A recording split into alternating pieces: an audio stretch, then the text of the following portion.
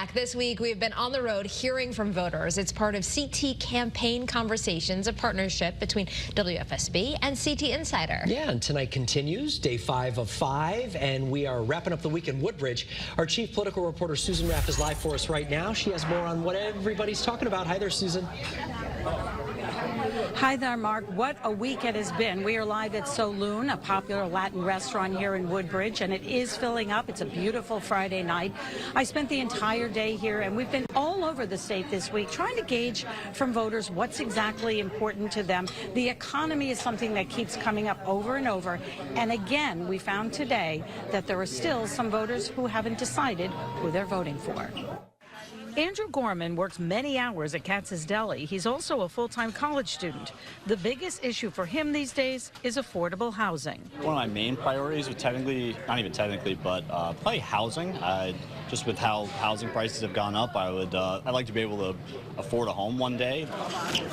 We caught the Friday afternoon lunch crowd here at Katz's. It's also a place where people traveling from all over can get one of the best corned beef sandwiches.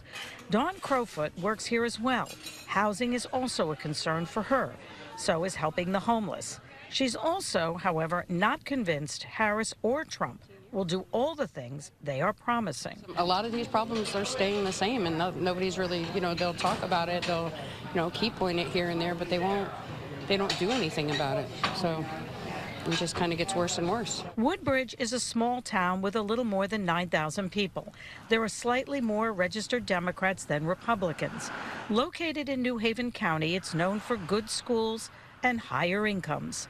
Kevin Delaney says he's still undecided on which candidate will get his vote for president. They both have their pluses and minuses. I mean, people can say what they want about Donald Trump, but he's done some good. On this beautiful fall day, we took a ride to Woodbridge's dog park. Janice Tavares feels this is an important election with a lot at stake. For sure, I hope that more people come out because I feel that there's been a lot of disappointment in several years, and so it just really dissuades Americans from voting. But that is our right, and really to make a difference, we should be out there. The week on the campaign trail ends today, but not without talking about Woodbridge with Dan Haar, who's from CT Insider. We've been out doing the same pretty much thing all week long, going to different cities and towns, talking to voters. One of the things, though, that I did find in this town, and actually Jeff Hockett, my photographer, and I noticed this, there weren't a whole lot of campaign signs. Not in Woodbridge. I was surprised by that, too. There is the Trump head, the actual cutout photograph of Trump's head on one prominently placed house, but not a lot of signs either way, and not a lot of local signs because there are no close local races. Right, here. very different, because I think when we were in Coventry earlier this week, I mean, you couldn't really drive very far without seeing them on both sides. Torrington as well. Right. I don't know if that's deliberate or not. What else did you find? I think that people here, and again, we did find people who are undecided. They like both. It's hard to believe, though, but It being a wealthier town, people have how I put it, the luxury of theory.